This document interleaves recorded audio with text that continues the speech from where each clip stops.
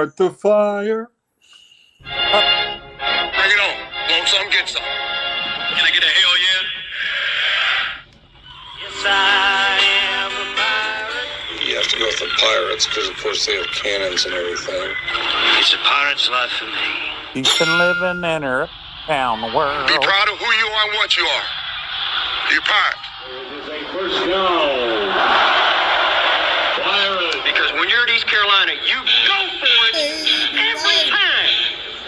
Well, you don't coach at East Carolina. You don't come to East Carolina. You don't play at East Carolina with a weak heart. Write it. I think I've ever been in a building as loud as that was. It was deafening in there. Whoever Omaha, I can promise you that. This is my life. You're watching The Sports Objective, the podcast for Pirates.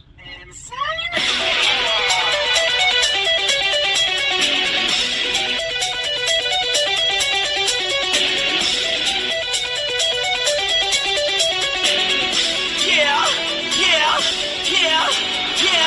My heart is purple and gold. I'm a pirate down to my soul, and I don't back down, not at all. Find out when the cannons explode. All right, welcome in to TSO Wednesday night, our official first preview of the 2026 season, and we're so excited to be here. It's that old saying is so close but yet so far away. Right, Kyle Barber? We're so close to football season, but it's still not here. Yeah, it's right around the corner. In the meantime, we'll sing the best of Billy Joel. Now, we're about a week away from the kickoff of week 1 for FCS, week 0 for the FBS. Probably not too long before our guest that Dave will introduce in a minute, Jay Sonnhalter, will be calling some games on ESPN Plus. And we can talk Pirate football, talk Alabama, talk all kinds of stuff tonight. That's right. Stevie, what's up, brother? How you doing? Doing good, guys. Looking forward to getting closer every day. And Kyle, I'll just let you know, Vienna waits for you. Well, you are the piano man. I'll sing you a song. Oh, Lord. Please don't. Yes. Just JR, let you getting one. I'm going to throw a curveball at JR. What is your favorite Billy Joel song? Oh, you may not like Billy Joel. I don't know. What do you like? Yeah, what's that? Allentown? Yeah. Yeah, that's pretty good. Everybody here knows who Billy Joel is, right? Most people, yes. No, I mean, everybody on this panel knows who Billy Joel is. On the panel, hey, Stevie, You're a Jay's step above some people. Jay's on limited time tonight, Stevie. We'll rejoin the Billy. I'm not going to get into that. I'm not going to get sidetracked. I'll hush. All right, let's go now to center square for the block. Alan Vick, what's up, brother? Those listening don't even know what I'm talking about, but if you love Hollywood squares, Alan Vick is a center square tonight. What's up, brother? I'm leaving a tender moment alone. That's one of my favorite. And it's great to be here. Good to see everybody. All right, now let's bring in our guest tonight. He'll be with us till 8:30, so we'll have 20 minutes with him. From ESPN Plus, former tight end for the Pirates under Skip Holtz. Lord have mercy.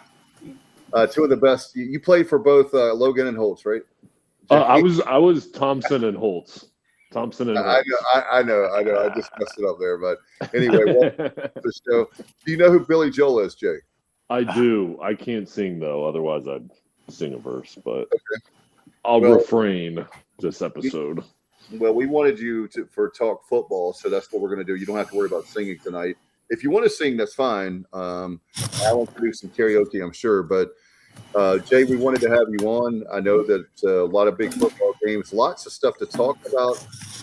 Just want to get your thoughts overall about the Pirates and heading into the 26th season. I know you're really big on Blake Harrell. I remember that you talking about that before. What's your overall thoughts going into the season about the Pirates? Well, yeah, guys. I mean, I think when I look at the season and just preseason, I mean, who's on the team? I mean, do we really know how everyone's going to mesh and how things are going to play out chemistry-wise? I mean, I believe they're going to turn out in a positive way, but I think for two reasons. I think it's because of Blake Harrell, and we know what he is and how awesome of a coach he is, how he develops and how he brings everybody together. So I have faith in him. I have faith that the defense is going to be great. And then also when you look at the schedule, I think the schedule is very soft. So I have a high outlook based off of those kind of factors as we sit here right now. Not having played a game, I think the Pirates have the potential to have a big year, and if things go right, one of those special years. But I think it's going to kind of be how the team comes together, obviously how the quarterback plays, and then how things bounce throughout the year. But I think there should be reason for optimism. To me, it just depends. Are we going to be really good, or are we going to be great, or are we going to have like one of those years we'll remember? And I think all things are on the table. So it's an exciting time of year, but I'm ready for Alabama week to get going. Jay, you mentioned that you believe in Blake, you believe in the defense, the offense. You like the pieces, but it's a puzzle. It's got to be put together on that side of the ball, from the coordinators to the assistant coaches to the quarterback to the receivers. So many new pieces. Running back room. You feel good about the individual talent, but like you said, they got to come together as a team. You mentioned the schedule being soft. I actually think our first three games, and everybody looks at Alabama, but I think our first three games are tougher than people initially think. Appalachian State, while they were down last year, is still App State. They've beaten us 3 times in a row. Old Dominion was a 10-win team last year. Beat Virginia Tech, beat South Florida. What do you make of those first 3 games in particular, and how important it is to, I could realistically, and I know people hate to see this, and I'm not calling a loss to ODU, but after that we have NC Central. I could realistically see us start 2-2 and still go on and win 9 games. Well, yeah, I mean, Kyle, I agree with you. I think when I say the schedule's soft, I think if we with our talent, with what we know about our team, I think if we, do our job, I think, we're better than all these teams or most of these teams. We should be favored big, right? But I do think ODU and Appalachian State, are dangerous enough, good enough to beat us if we don't play well or if we don't have everything together. So, I mean, yeah, do I think we'll win those games and, get off to a hot start? I do. But, I mean, that's not definite. I mean, Appalachian State's going to be a rivalry game. ODU, they've got talent.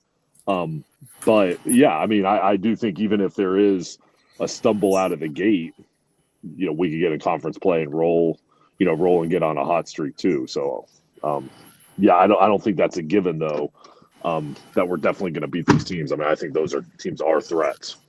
Yeah. Well, I like I was just going to say, schedule-wise, I feel like there's a distinct difference between the top 7 teams and the bottom 7 teams. Now, one of the bottom 7 might creep up, but I doubt that any of the top 7 are going to fall down to the bottom of the league. Anyhow, 5 of our 8 league games are against the bottom 7. So, you got to feel good about that.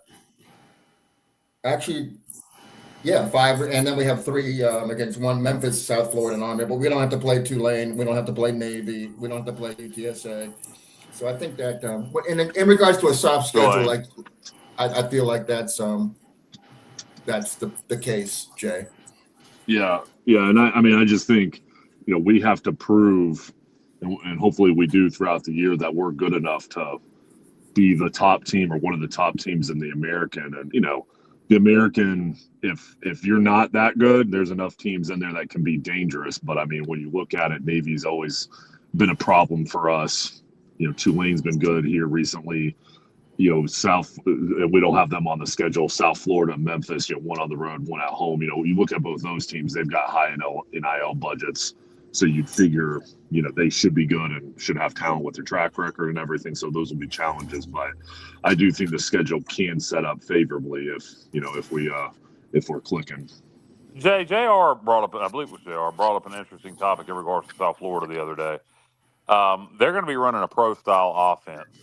What do you make of a USF in the American running a pro-style offense? Do you think a G6 school can be successful in year 1 running a pro-style offense? I do. I do. Now, I mean, I have faith. I have faith in Hartline being able to recruit just from his track record, but that's the key. He was a wide receiver coach, great recruiter at Ohio State. Yeah. Now he's in charge. So in order to recruit for that, I mean, you got to bring in the right pieces, because if you don't bring in the right pieces, it's much harder to recruit for that style. of offense if you don't have the right pieces. But if you do, the upside to that is, there's not a lot of pro styles in the American. You can use different formations. You can use different, basically different sets than everybody else plays in the American. And I'm a big believer that if you practice against a pro style offense, a team that runs the ball and plays with multiple tight ends, you're going to be better on defense too. Or if you face a team down the line that runs the ball, your defense will be prepared. Because I think a lot of teams that run spread offenses, it's very hard to have a really good defense if you're practicing against that all the time in practice. And when you face an opponent that's tough on the line of scrimmage, I think it's tough to be ready for that. So I do think that there can be upside to that. I believe in Brian Hartline, but I will say this, kind of jump to another question. I think there is more of an opening. Like if all those coaches were back, if Summerall was back at Tulane and Golish was back at South Florida, and same with Silverfield at Memphis, you'd feel like they'd have like that consistency there with them. Even though the new coaches they brought in, have big names, and I'm sure those programs will still be good, there is still a new program. Blake Harrell's been at ECU now multiple years. All these places have new coaches. I do think there's an opening there for us to kind of open that door wider and step through it. Jay, what do you think about, speaking of South Florida, Josh Aldridge being the defensive coordinator there? I mean, do you think there's anything that would compromise ECU's playbook at all, or anything like that? Well, I mean, I'm sure he would kind of know the thoughts about about our mindset, but I don't think that. I think there's so many new players, and also our coaches know him, so I kind of think that's something that he may have insight, but we also have insight on him. So it just kind of depends in game which side can do a better job of staying one step ahead. Joe, you look at the quarterback battle of East Carolina. Emory Williams was kind of who everybody thought would be the favorite. Mitch Griffiths also came in. Early reports out of the first scrimmage, and according to what I saw at camp today, he thinks Griffiths at this point has the lead. He is a veteran quarterback, started several games at Wake Forest, started a game at Texas Tech this past year, Oklahoma State. I like Emory Williams' upside. I think he's got a big upside, and I do think by the end of the year he'll end up being the starting quarterback. But what do you make of that? That it looks like, at least at this point, Cap, Griffiths may end up being the starter. Yeah, no, it's interesting. I mean, I think it's funny because on the outside, and I'm part of, we're all part of the outside, we're kind of getting reports or getting what people say and who's kind of leading. I guarantee you, though, when everything was even and 50-50, coming out, that's what they're saying. Everybody inside the huddle or on the team kind of knew who was ahead. So now it's getting leaked out, or it sounds like, he might be ahead. So, he's going to get the first snaps against Alabama. But Kyle, I agree with you. I would almost put a guarantee on it. Both quarterbacks are going to play, and it's really going to come down to, how you handle game situations, because everything changes once you get in the game. And if you produce when the lights are bright and, it's go time, the competition stuff doesn't matter. Like, all that will change if one quarterback gets hot and take possession of it. So, if they do go with Griffiths against Alabama, it's just him. He's going to have an opportunity, but I would guarantee both guys are going to have their shot at it, and then whoever can produce when the time comes is going to have the chance to play the most snaps this season. But yeah, he is a big kid. Emory is, and there's a lot of potential there with him. Yeah, no doubt. Jay, I wanted to ask you, and then we'll circle back around. You got 10 minutes left, 9 minutes left here. We'll circle back around to ECU and some other games of interest in week 0 and week 1. But just quickly, I wanted to ask you, of the games you've called over the years for ESPN Plus, can you quickly give me your 2 or 3 favorite games that you've called? Not necessarily East Carolina, but just games you've called on ESPN Plus. Yeah. Well, definitely a couple of favorite ones. I mean, it has been at East Carolina. Just being on our home field and being there was really special for me. And there's we played Navy one of the games. I believe we won kind of towards the end. That was a big one. So ECU versus Navy. I did Oklahoma State and Texas Tech out of Oklahoma State. So that was a big Oh, one. So you that was a called the lot of damn fun. bowl game. You called the military bowl on the radio for the Yeah, for the network. That's yeah, got to Oh be right yeah. up there. yeah. So yeah, then those were ones were for the bowl. So I've been up there for both the military bowls, which I mean, guys, that was pretty amazing. I mean, Then he I did know those you for guys were up national there. radio, guys. What was the network you did them for? Bowl season radio. Okay. So, yeah, but that was just being in the press box. I was like, fist pumping underneath the How do you table. keep your when you're calling a neutral thing like a bowl, a win Yeah, over that's NC what I State, want to know. a win over Yeah. Pittsburgh? How do you keep yourself in check and not show your emotions, or do you let them show a little bit? Not be unbiased. Yeah, I mean, honestly, I just, I just get in a mode and, and I make sure I speak the same about both teams, but it is something you have to practice because I can't say we. I have to say the Pirates Yeah. instead of we scored. I have to Well, say at the least we Pirates know he scored. won't call them Eastern Carolina. Yeah, I'll make sure. I mean, I can't believe when outlets do that. It's ridiculous, but So yeah. I got another question for you. I mean, since I haven't been on a show with you before, being your time at ECU, what was your favorite game you played in at ECU? Yeah, the best one was the Hawaii Bowl. So that was my final game. So that was like the best week of my life. We were out in Hawaii for a week, and then we won the bowl game, and just the way it ended. So that was my favorite game ever.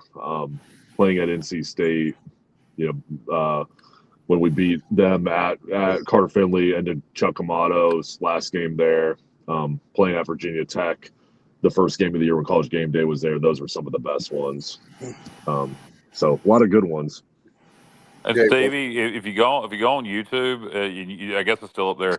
There's a video WITN shot of the fans welcoming the team back at the Kinston Airport from the Hawaii Bowl win with Billy Weaver.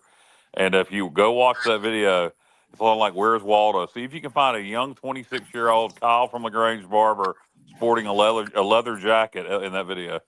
How were you shaking anybody's hand when they come off? You shut the hell up, Steve. Hey, Jay, I did have a question for you on a serious note. We joke a lot on the show, but all jokes aside, I know you were a teammate of Chris Johnson, and with that news recently of ALS. Oh, yeah. Man, it just like I try not to think about it, but he's one of my favorites because his speed and just when he got around the edge, man, he was gone. Like he would get 6-7 yards before you put your hands on him. He was. I wish you guys could see him in practice, and just like when we'd run sprints and stuff, he made the second fastest guy on the team look significantly slow. I mean, it was just a different. I mean, it was like watching an Olympic sprinter almost playing football. It was nobody was close to him, but he was so. I mean, he was always so fast, and and then obviously each year just developed and turned into what he was. His senior year and in the NFL. But I saw him, grow up from his friend. We kind of came in together, and the Hawaii Bowl was probably one of his best games as a senior too. So. But he was just amazing to watch, and he had another gear that very few people have ever had. But it's devastating, to know what he's going through. And I just, I prayed for him. I know everybody is thinking of him and praying for him, and just goes to show you, you never know, and what somebody's going through. And I think everybody was so shocked and surprised when we found out. We just think about him and his family. It just goes to show it can happen to anybody. And no genetic, lots of times ALS is genetic, like with Coach LeClaire. His mom also passed away from ALS. Chris's case is non-genetic related. We had the daughter of Keith LeClaire, Audrey LeClaire, on. And, she thinks, there may be some research and there may be some already being done with all the athletes happen. Audrey's a doctor now, Keith LeClaire's daughter. And she thinks there may be some correlation with all the athletes getting ALS between concussions and ALS. So, but Well, Jay, we're running short on time here. I do want to ask you another Chris Johnson question. Do you have a favorite Chris Johnson play that sticks out to you?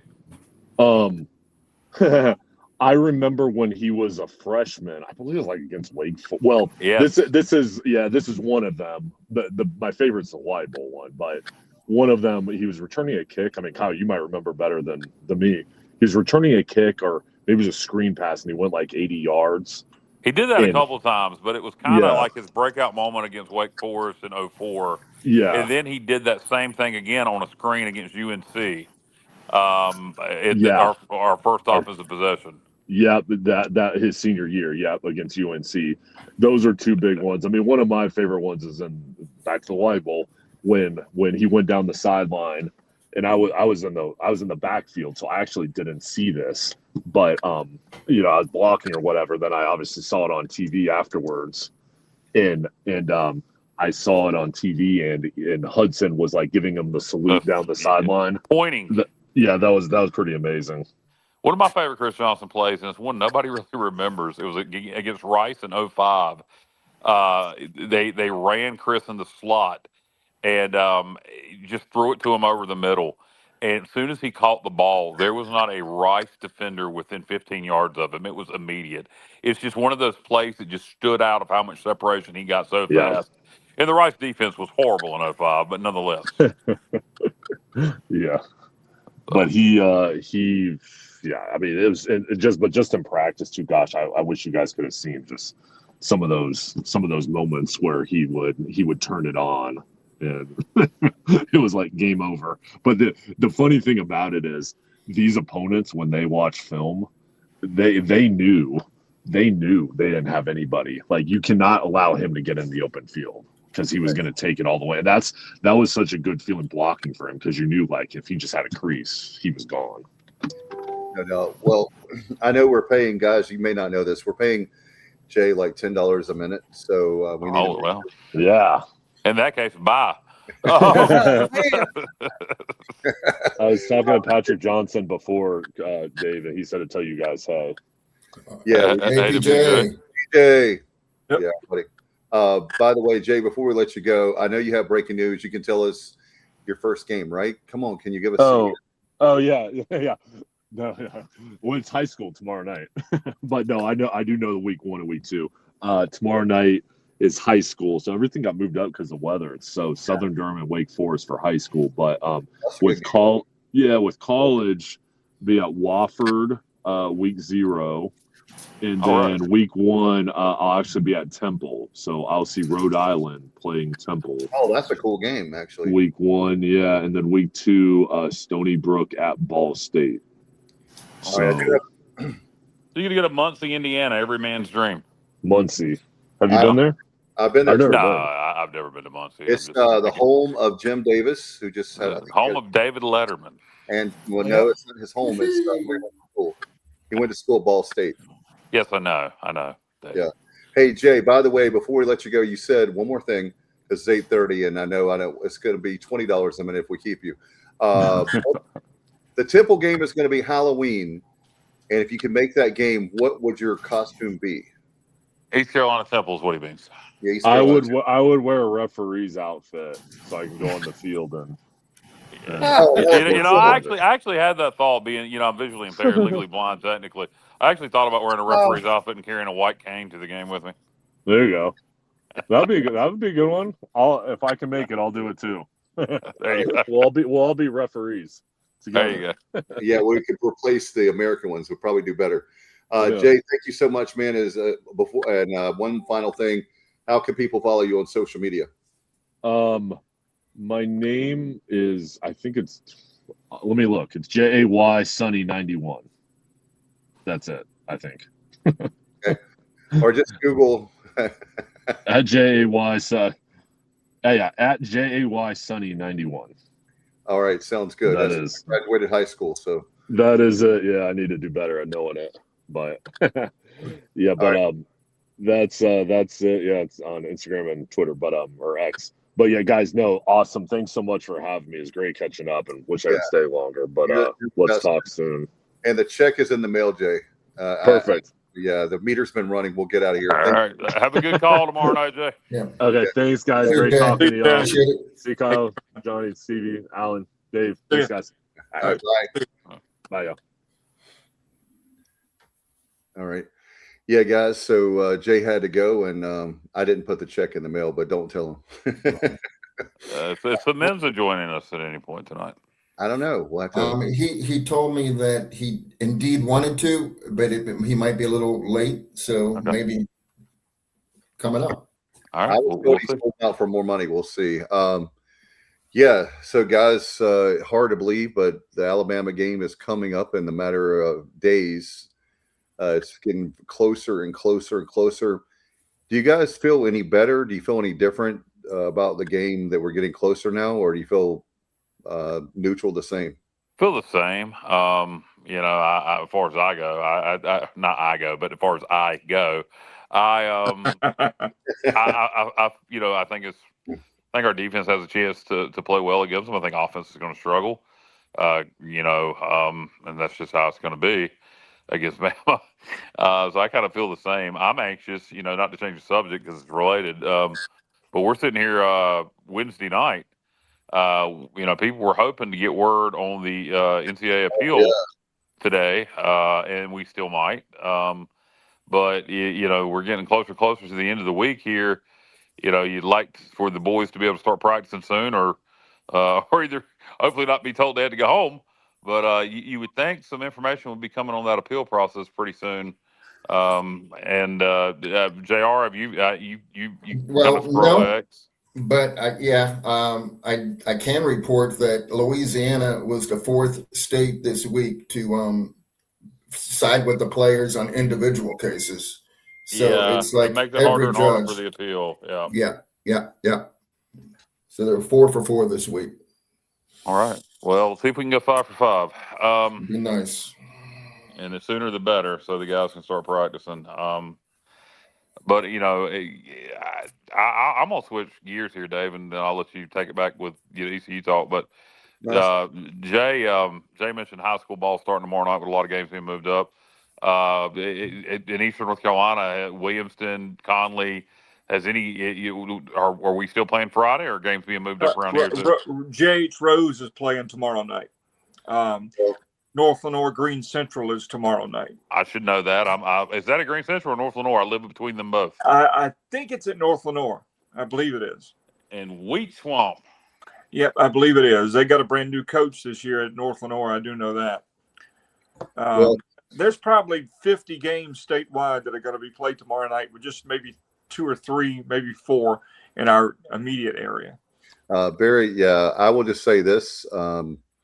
It's 80-90% chance of rain, and unfortunately the team that Martin County is playing does not want to schedule the game on Thursday night, so they play in the rain as long as it ain't lightning. Just play ball. I will say this, to be fair, North Pitt's head coach wants to play the game, so it's not the head coach. So let me be clear on that.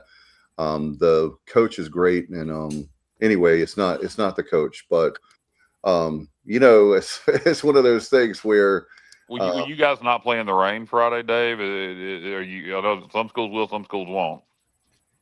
We're going to try it. We were told, from what I know, I'm like close to inside, but just on the outside, if that makes any sense.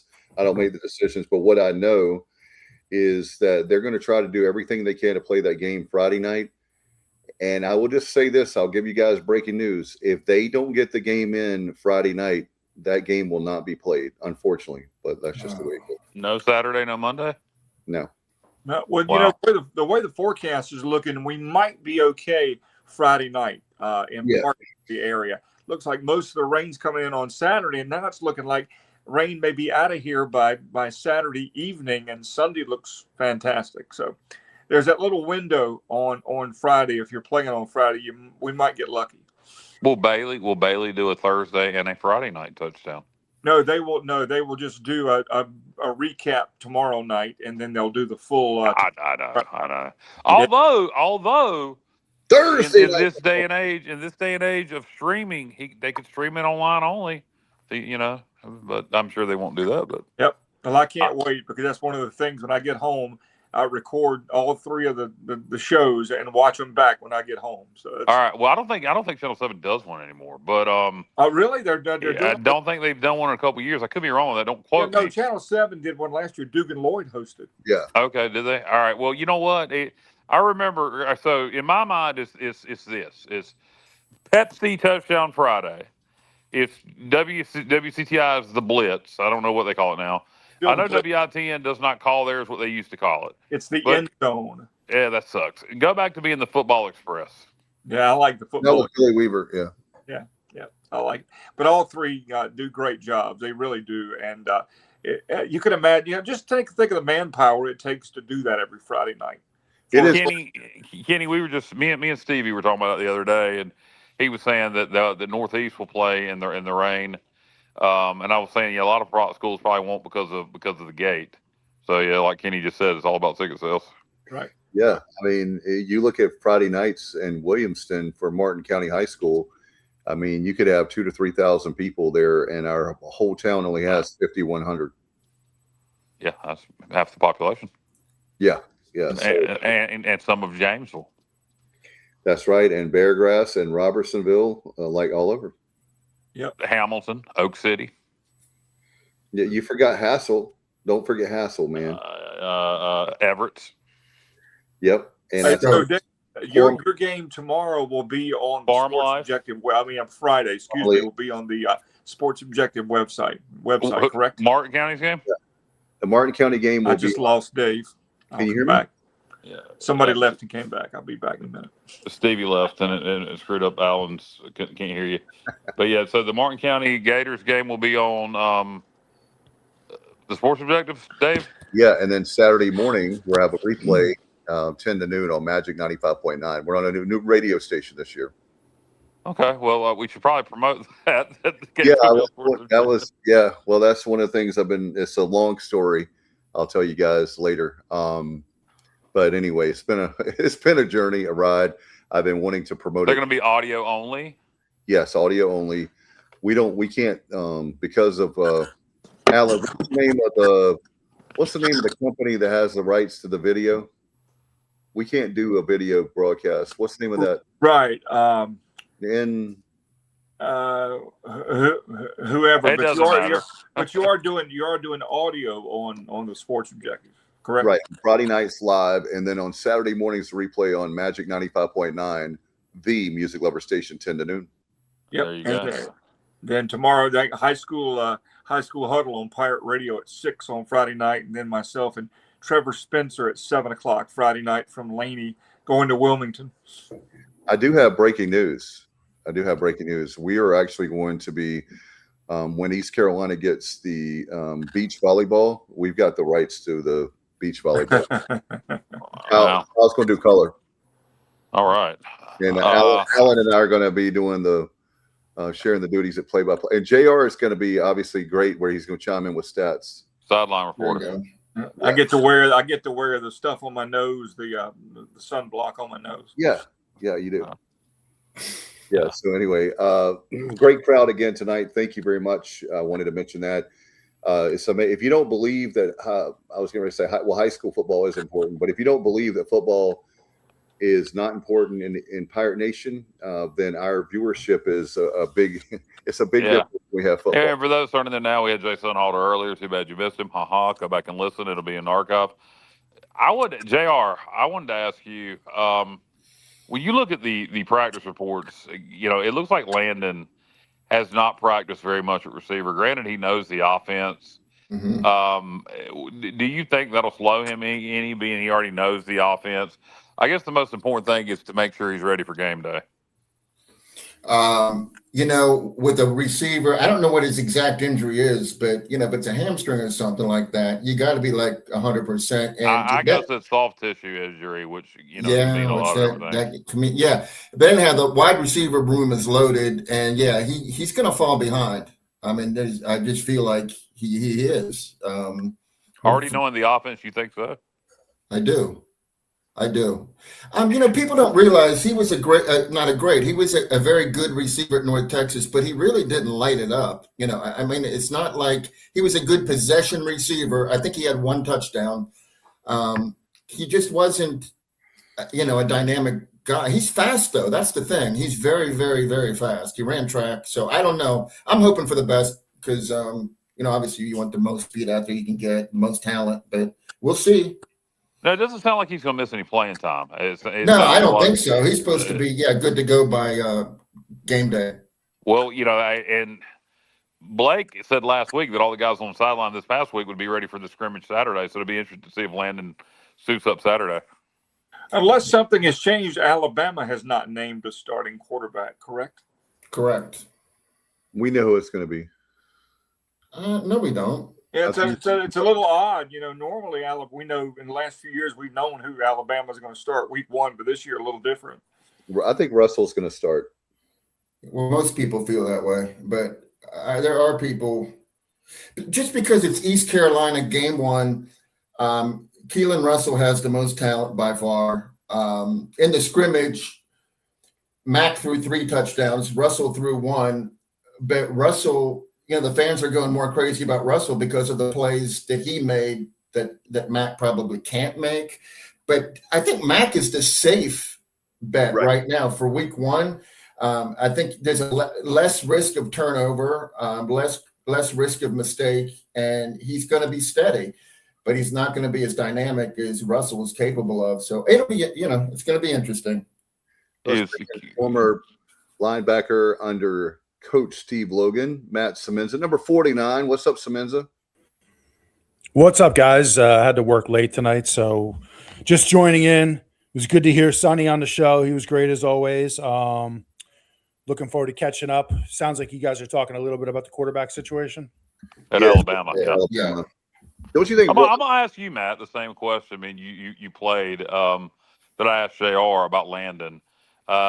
He's missed a lot of practice and a lot of camp because of the injury. He's supposed to be good to go by game time. Do you think that with him already knowing the offense playing at North Texas, do you think that puts him, behind versus some other receivers, or do you think being he's already played in this offense, he'll be good to go? I mean, he might feel a little behind physically, just being banged up and not getting, as many reps in camp as he normally would. But mentally and in terms of just being prepared for what he's going to see, different looks from the defense, and obviously his familiarity with the offense coming from North Texas, he'll be absolutely fine. I guess the big question is, how does he feel physically? How does, is he able to cut? Is he able to get in and out of his breaks? That kind of thing. So I anticipate he'll be good to go. Yeah. And Dave had this comment up from Kenny Carlins for a while about Blake Harrell at the luncheon today, and how he's awesome and a great spokesman for East Carolina. Kenny, I think everybody agrees with you 100% on that. So far, this has been a 2.5-year honeymoon period so far. Let's hope, or year and a half, however long it's been. Let's hope it continues. Blake's been great for ECU, and very likable guy, not just a good coach, but a likable guy. No doubt, and he 14-9 guys. As the head coach, he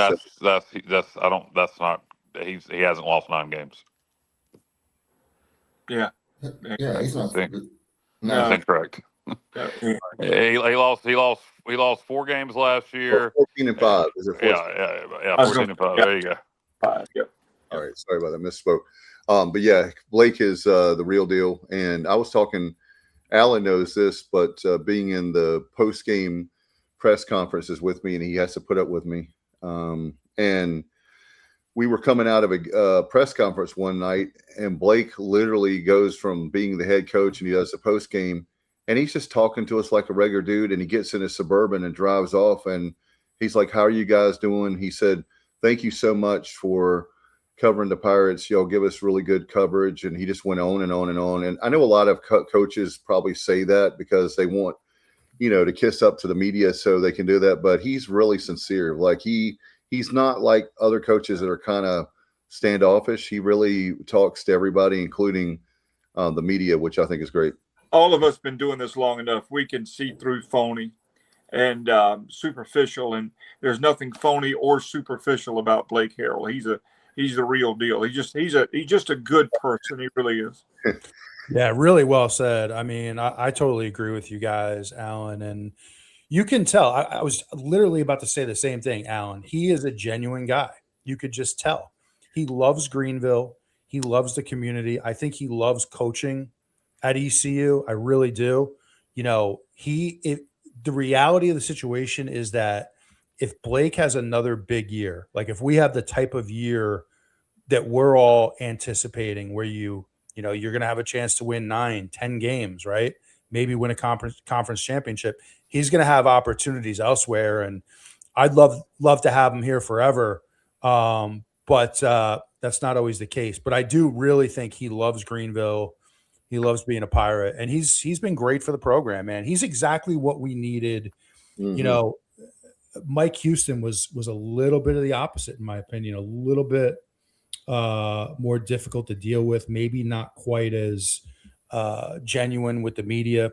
So it's been a pleasure to have him. Mike looked uncomfortable to me in front of the media for whatever reason, and I never had a bad experience with Mike, but he just did not look comfortable. He just didn't. Yeah, I think Mike Houston is a good coach that came into college football probably at the wrong time for his personality, and it was he did well at JMU. He did well here initially. Did not adapt to the changes in the game very well with the transfer portal, as evident. And I think the other big downfall of Mike Houston is he could evaluate quarterbacks about as well as I could evaluate. I don't know, something I can't evaluate with Christmas movies. Just kidding. What did he say? Oh man, yeah. Jay was there. No, Jay. Oh, Matt taking a shot at Ernest Saves Christmas. Man, wow. About as well as Jay. God dang, I keep calling you Jay. About as well as Matt could evaluate barbecue. What about concerts? Right, that's fair. That's fair. Mm-hmm. I'll take that. What about concerts? About as well as Matt could evaluate concert. Good God, yeah, no, Matt. Kyle is spot on. He and I love concerts, and Alan does too. JR does too. But you need to come down with us. I think you've been with the wrong people, and you've been in the wrong atmosphere, like Kyle said. If you do after like a tailgate before the concert at like a pavilion, an amphitheater. And then there's just a lot of great looking women there, and there's the beverages and the music. And then after the concert, there's a lot of times there are people that have fun after the concert with beverages. So I'll get Matt in the pit, and we might pass something around. But anyway, Matt is as we sit here, and we'll get back more on the Pirates, but. JR, did you guys have me? I was just gonna say, hey, thank you, Brad, for Brad. Yeah, absolutely. Matt, as we look ahead to week 0 is week 1 for FCS. So a week from tomorrow is the start of the season. Then week 0 for FBS. It's on Saturday, a week from Saturday. And I think we talked about this on the Sunday night show, but maybe we got different listeners on Wednesday night. What's the 3 games you're looking forward to watching most on week 0? Oh man, I got to pull it up really quick. You don't have them memorized by now? I think it was. What was the one we talked about that we liked? Was it UNLV? UNLV Memphis was 1. UNLV Memphis was 1. You got to bear with me here as I pull it up. Watching Carolina get blown out by TCU in Dublin. Yep. Oh, that's going to be that. I would love to see that. Matt, I would love to be there with you, brother, in Ireland. Not only the country, because I've always wanted to go, but that is going to, I mean, that would be one of the upsets of the season if Carolina wins that game. I just don't see it happening. Yeah. I want to see North Dakota State's first game ever. Oh, yeah. FBS team. They're hosting Jacksonville State. So I will definitely watch every play of that game, see what they can carry it over. Yeah, I think they will. Jacksonville State moved up not long ago, but it's had a lot of success since moving up in Conference USA.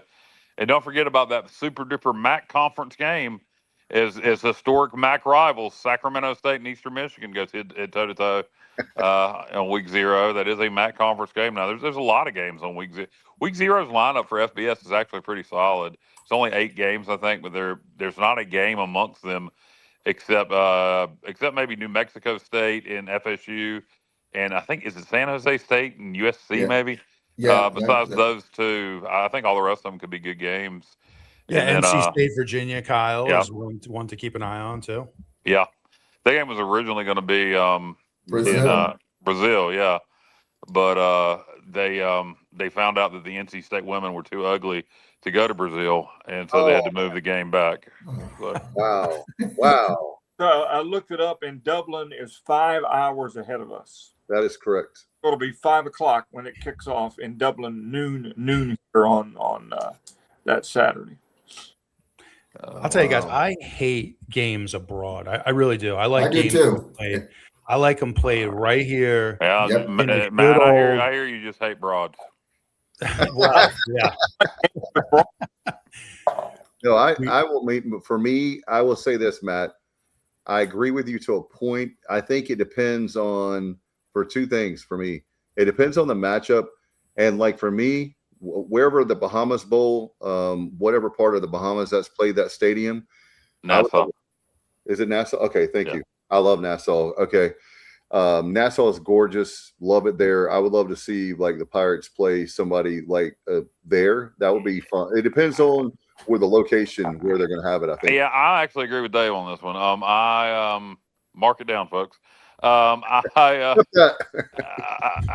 don't in general like games played overseas, but if the location, I think Dublin's a great location because I Irish Scottish culture. I love Ireland, love Scotland. Sorry, Matt, I know you're Italian.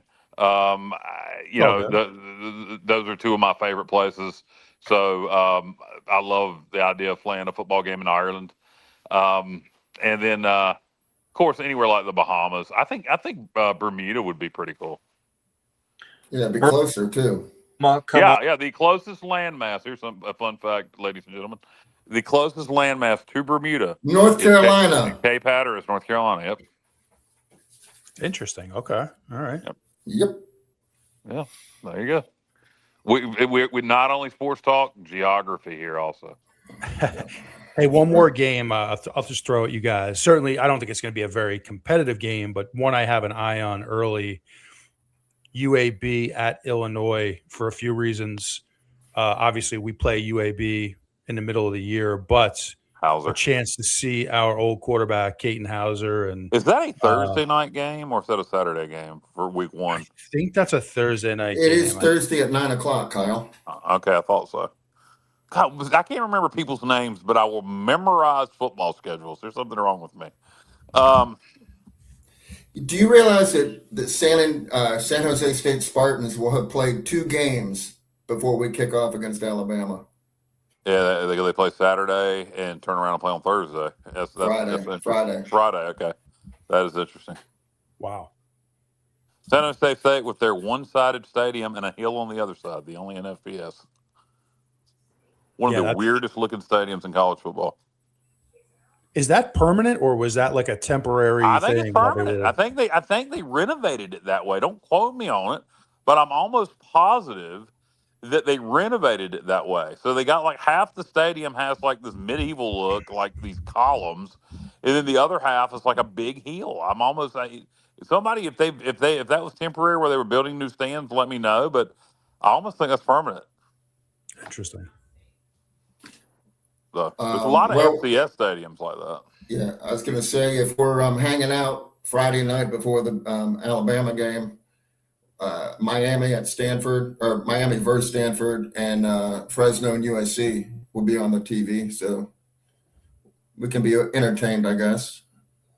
Hey, Miami Stanford, that's a freaking conference game. Yeah. Football. It's football. That's all I care about. It's football. I'm going to watch every second that I possibly can. Yeah, of the college variety, I'm with you. I'm genuinely looking forward to next Thursday night, those first FCS games, and there's not even a lot of good FCS games that night. when you're saying Gardner Webb and Austin P and Maine and Townsend is what stands out. It's not a stellar lineup, but I'm looking forward to it because college football is the Division I variety. Yep. And guys, we did want to mention Media Day on Saturday. Several of us will be attending. Dave is the leader of the group, so I just do what he says. Yeah, I plan on being there. If something changes, I will let you guys know. But it should be me, Dave, Alan, Jessica, and JR. Kyle will be available for autographs. Indeed. I have a question prepared for Blake, so hopefully I don't. Hopefully I ask it. Kyle, I don't talk myself out of it. Are you going to make the WrestleCon, Kyle? Yeah, I am. I'm planning on the way back, stopping by, getting to meet Sergeant Slaughter for the second time, getting to meet Hacksaw Jim Duggan, Nasty Boys Brian Taggs, and Vicky Guerrero. Yep. So how about Robert Remus being added to the card there? That's pretty cool. Who is Robert Remus? Robert Remus, Sergeant Slaughter. That's Sergeant Slaughter. Oh yeah, I said Sergeant Slaughter. I did not realize it.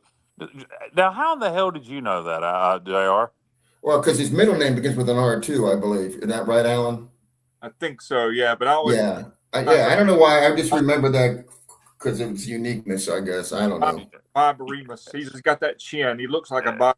It was hysterical to me when people acted like it was breaking news a couple years ago that Sergeant Slaughter wasn't really in the Marines. Well, no kidding. The Undertaker really isn't a zombie who is no wow really. Anyway, but yeah, back to football talk. Matt, we talked about it a little bit earlier, but I'll ask you if you've been following along on HTC or anywhere else for that matter. I think Emory Williams is who everybody thought was going to win the starting job, but based on the scrimmage this past Saturday and what Igo saw at practice today. He thinks right now that it's Griffith's job.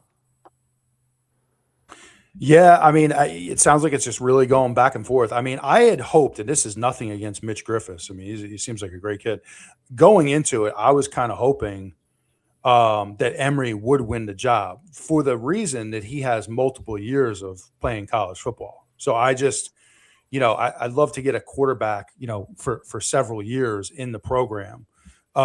Versus one, but look, that's nothing against Mitch Griffiths. I mean, sounds like he's an awesome young man, and it sounds like he's a leader is what I'm kind of gathering from some of the things I read. Like he's got a great personality, and the guys respond to him. So hey, may the best man win. I think I did hear a little bit of what Sonny was saying about it, and I think Sonny made a great point. Like, in camp, things can look a little different, and you don't always know until game day. Yeah. And, you're seeing, live bullets coming at you, and you got, a defense like Alabama with, 8 in the box, and they're bringing pressure from every angle, and who's going to handle it the best. So, yeah, I really do think we're going to see 2 in week 1.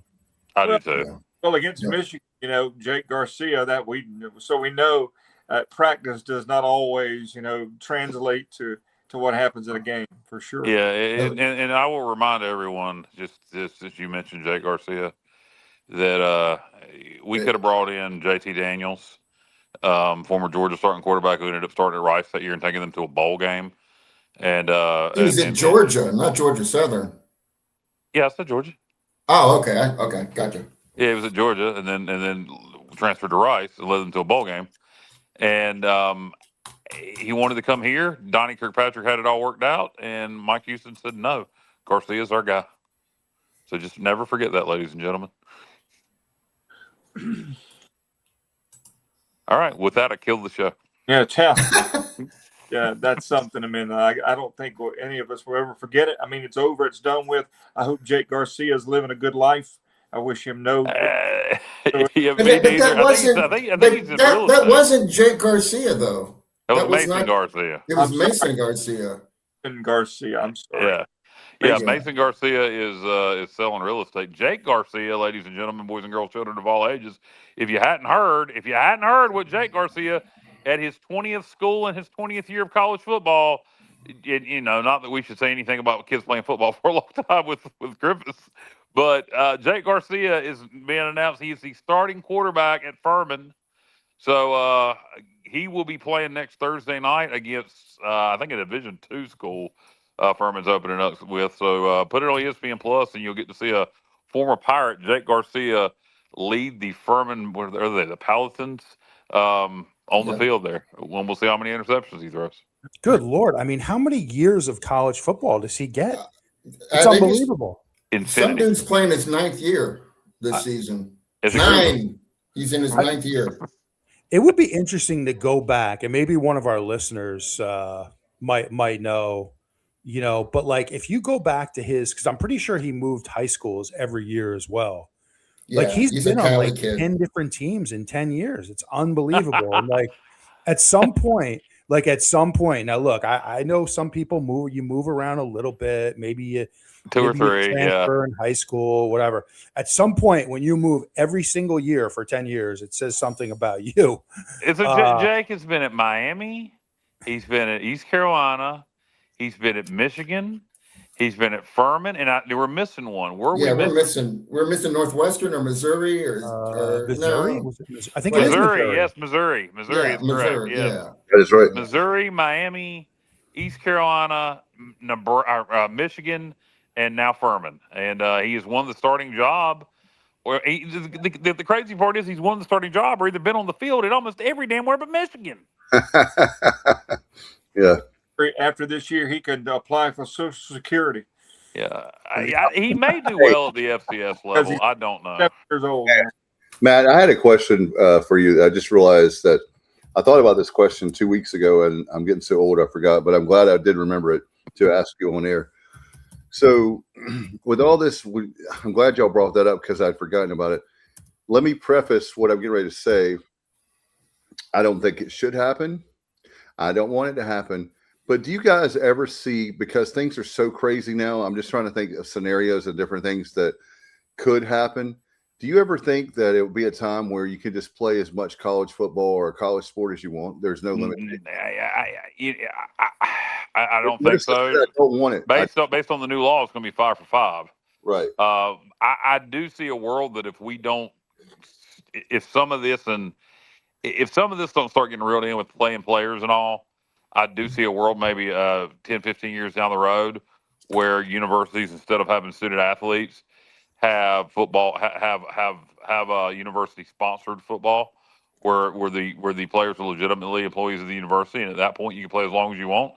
But I think we're going to crack down on some of these rules, and I think it's already begun, and I think it's going to continue. Thankfully, it's Wild West, and Wild West can only go on so long before civilization starts to come back in. John White, JR, did you want to comment on that? I was just going to say the players at Montana in his 9th year, and no other player will ever be able to match him. And we talked about Cam McCormick before, the tight end for Miami that also played 9 years or had a 9-year career. Let's put it that way. Yeah, that'll never happen again. That's insane. Yeah, put John's first comment back up there about the elephant in the room. Yeah, how long do you stick with him? I think it depends. Are you struggling or are you throwing picks?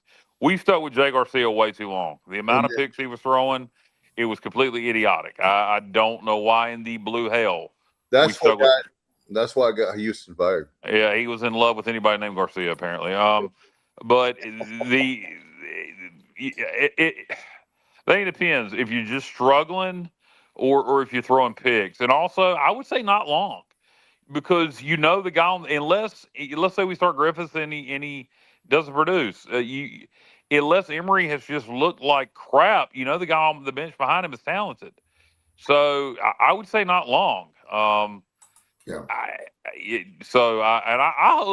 think we'll see them both against Alabama. I hope we pick one, and whether before Alabama or after Alabama, and he rolls the rest of the season. But I got a feeling we're going to see them both. I really do. I wouldn't be surprised following week against App if we see them both. I agree. Kyle, as far as Garcia goes, Jake, He threw 3 picks against Norfolk State in the first game. That should have been. I couldn't believe he started against Old Dominion the next week. I really thought that they would be like, okay, he needs some more. He needs to look at the defenses a little bit better before we put him back out there. But because he threw 3 picks against, a low level FCS team. Bad FCS team. And you mentioned in the ODU game, and that's a great game for you to mention. I think the App State game, I'm not saying that we're going to go out there and throw picks. I think in terms of the offense coming together, I think that App State game could look a lot like the ODU game. Yeah. Okay. And I killed the show again.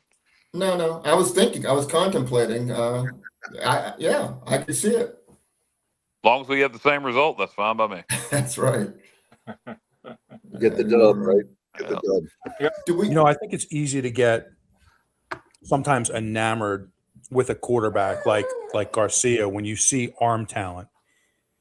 I think what they saw in fall camp was pure arm talent. Yeah. And that's a perfect example of, there can be a difference between what you see in camp versus what you get in the game. And, he definitely had the ability to throw the football. What he didn't have sometimes was the best judgment on the field and throwing into traffic and reading defenses and things like that. But it's easy to get enamored with those things. But, I just to kind of chime in on it, I think you're going to see both quarterbacks in game one, and I'm good with that. But what I really want to see is I want to see it narrowed down by Monday heading into practice week for App State. We got to have our guy, and we need to be confident about it, and we need to roll with him. And because the quarterback needs to find rhythm. If you're constantly thinking about looking over your shoulder, am I going to get benched if I throw an incompletion? What if I throw an interception? Am I going to get benched? That's going to be a problem. I apologize for the dog in the background. Yeah, and Will Landon mentioned he thinks that Hauser was dealing with a hand injury to start the season. Will, if I'm not mistaken, he dealt with that all year. So I really don't think that's what kept him from starting. I think is exactly what Matt said. Garcia, they were in love. Mike Houston made comments, like after the spring game about, he was just in love with Garcia's arm talent. Yep. And unfortunately, arm talent don't mean everything. You can have the greatest arm in the world. If you can't read a defense, it ain't worth a damn. Yep. Everybody was standing there when that comment happened. There was a gleam in his eye. I'm just telling you. He looked fabulous, fantastic. And we all just kind of, just looked at him and said, okay, coach, but boy, he was grinning from ear to ear when he said that. He said he looked fabulous. Yeah. He thought he found the next Brett Favre, Yeah. Well, you think about that. I think we talked about that, but that 23 season, when you look into that 23 season, that could have been gone so much. 23 and then with Mason Garcia, and then 24 having Jake Garcia. 23 and 24 could have gone way differently if we. Well, 24 turned out well. Blake took over and we rolled, but it could have there. I think if Houston started Hauser, he wouldn't have lost his job. But that's great. I think overall we're all happier without him. And this isn't pile on Mike Houston hour. Blake wouldn't be here if we weren't for Mike, but it's just facts are facts. So it happened for a reason, and it's turned out, as about as well as it could turn out, and we're very fortunate. Yeah. And yesterday, guys, we found out that running back North Texas transfer Ashton Gray is on the Doak Walker Award watch list. We had 2 or 3 Pirates on that watch list last year, actually. So no stranger to having Pirates on the Doak Walker Award watch list. 62 running backs on the list this year, and Ashton Gray is one of them. I think we got a good running back room, and depending on the court ruling, we'll be adding another one to it with Marlon Gunn. Mm-hmm. I think this running back room is not only solid. I think it could be, if the offensive line can run block, this running back room could be fantastic.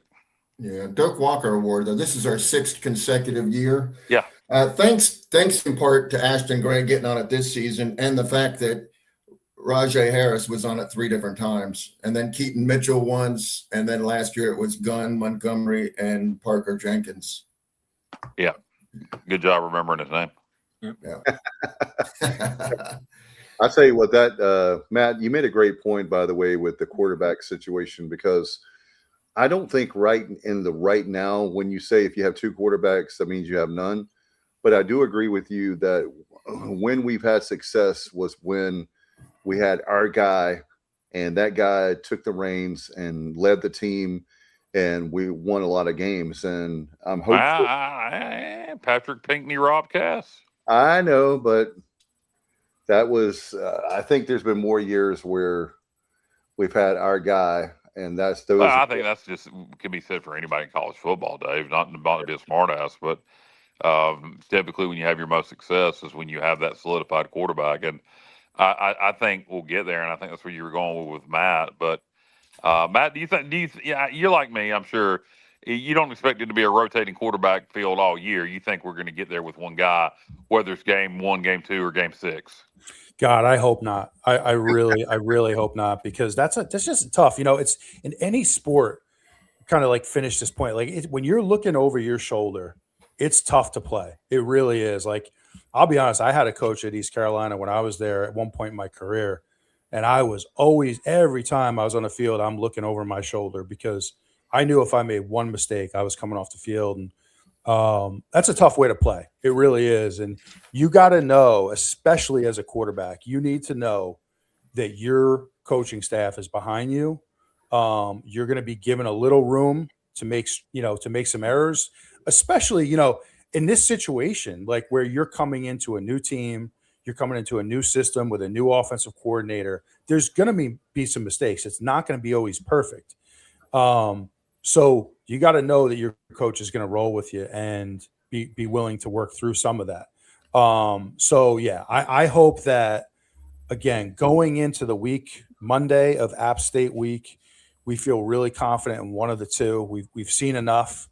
We got some good game film versus Alabama, and hopefully one of the two really stands out, and then we just roll with them.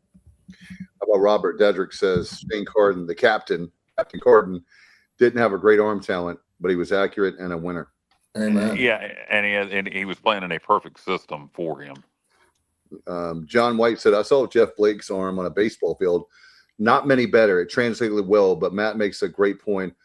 A team will change things quickly. I'll give John. I love that point by John. John will appreciate this as a pitcher. You see this a lot at baseball showcases where it's all about velo, and you'll see kids come in there at these showcases and they're throwing 92 at age 16, and there's scouts everywhere and they're blown away by the arm talent. And then the game starts, and guess what? They can't find a strike zone. So it's like that arm talent is awesome, but can you use it in the game? And John, love to hear your thoughts on that, if that's something you've seen too, but a little similar with the quarterbacks. Hey, Matt, do you remember, did he start out with the Raiders? You remember Jeff George in the NFL? Oh, absolutely. They said he had the strongest arm in history. He's got a great arm. He did have a great arm, but you also have to be accurate. And when you're that gunslinger, then you're going to make a lot of mistakes because you trust yourself more than you should, and you try to force things instead of letting the game come to you. But Jeff George was one that I've always thought about. He's one of the most overrated quarterbacks I've ever seen. And not that I'm the connoisseur or know everything about a quarterback or the position, but the eyeball test, great that you can throw. They're like, he can throw 60, 70 yards. Well, that's like speaking of John White, a great pitcher for the Pirates under Dr. Gary Overton. John, that's the same thing as in baseball when they say, oh, this guy can throw 100 miles an hour, sometimes over 100 miles. Well, does he have the command? Does he have the accuracy, the ball placement? I mean, does he have where he, it's kind of like with Bob Uecker, just a little bit outside. Well, great, he can throw 100 miles an hour, but if he can't hit the strike zone, forget about it. Matt, John White and I we had the opportunity to speak to Coach Mills at D.H. Conley, and he said the same exact thing you said. Showcase, it's hard to evaluate what they're going to do when they're under the lights. They can really, yeah. And it's just, I mean, John would know much more than me because he's been there, but you can't go just on arm strength alone for sure. It is a lot more to it than that.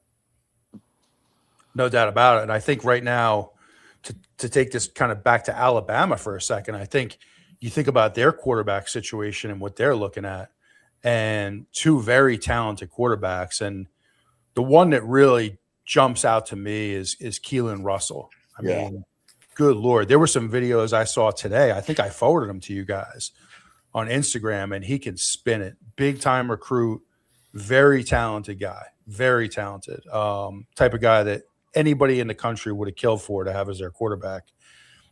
Mac, maybe, and Johnny, I don't know if you were kind of getting into this before, so I apologize if I'm being repetitive here, but Mac, a little less talented, didn't really blow me away last year in the playoff game versus Indiana. I thought. Well, I think Ty Simpson. No, you're right. No, I apologize. You're right. Yeah, something happened with Ty Simpson, and Mac played quite a bit. Wasn't really blown away. Now, of course, that was against Indiana's defense, and nobody really looked good against that defense. But I think you're going to see Kalen Russell. That's my opinion. I think the fan base at Alabama sees him as the next great Heisman level quarterback there. I just feel like that's sort of the way it's leaning, and I think he's an impossible talent to keep off the field. What do you guys think about that? Well, Matt, I told you I've been listening nonstop to these Alabama podcasts, and I've even added a couple. And so one of them said that there was an NFL scout at the scrimmage. They have another scrimmage. They had a scrimmage on Saturday. They have one tomorrow, and they said after tomorrow's scrimmage they'll make an announcement on the quarterback, most likely. But the NFL scout said there's only one NFL quarterback here today. That's Kalen Russell, obviously. Matt, let me ask you one of the things that with Russell, he has his athletic ability. He's got his ceiling is very high. Do you put in a guy like at Alabama? Do you put a guy like that with that kind of talent, knowing that he really needs the game? We were talking about experience. He needs the experience. That's what's lacking for him. I think that he has definitely a lot of potential. I know that term is dangerous, but I really like that kid from what I've seen. And do you go with a safe bet of Mac, or do you? I mean, for me, I go with Russell to give him game experience because he's only going to get better. I know that what I'm saying is you start him against East Carolina by the time that, you play in Kentucky the second week. And who was the third week, guys? I forgot. Florida State. Florida State, yeah. But that gives you at least a game to get ready for those two. Yeah, I mean, you look at Russell, right? Like last year, played sparingly. His numbers, I have them in front of me here. He was 11 of 15, 143 yards, 2 touchdowns, no interceptions.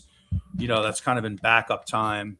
Right. So in the limited time he did play, he was very impressive. And I think when you have sort of I don't want to use the word generational talent because I don't know him well enough to use that kind of term, but when you have that type of guy that just wows everybody, including all the pro scouts, I just don't know if you can keep him off the field, regardless of the experience. I think, some guys are just so good, they don't really need it. Yeah. Now we also have the offensive line, situation to talk about for Alabama. They have not. It was terrible last year. First of all, they were the worst rushing team, not only in the SEC but almost in the entire country. They have a new offensive line coach who was the offensive line coach with the Patriots in 23, and their tight ends apparently now are just going to essentially be blockers. Their tight end coach is an offensive line coach. So you're not going to expect to see much out of their tight ends. They're going to try everything they do. I told you AK Deer, their best blocking running back and pass pro is out for the ECU game. So I guess what I'm getting at is, they have 3 sophomores and 2 transfers on the offensive line, and the transfers are not from big schools. They're unproven. And they may have to go to get rid of the ball in 2 seconds or less, 2.2, 2.3 seconds, if their offensive line's not going to be able to protect the quarterback. And that, I think Russell would be more effective dodging, a defensive line that's surging. Yeah, I've got a sorry, Johnny, it was a little. No, I said, what do you think about that?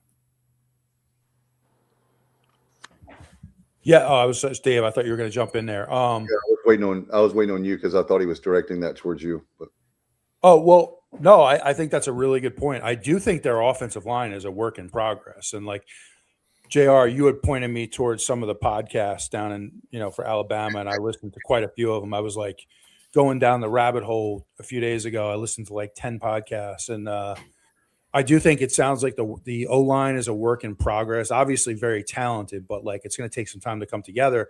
Now, Keelan Russell, the one thing is like with his experience or lack of experience, you got to love Blake Harrell in that spot because Blake mixes up his defenses as well as anybody in the country. I mean, I really think that highly of Blake, that he gives you so much to think about defensively. He's bringing pressure from every angle. He's giving you multiple fronts.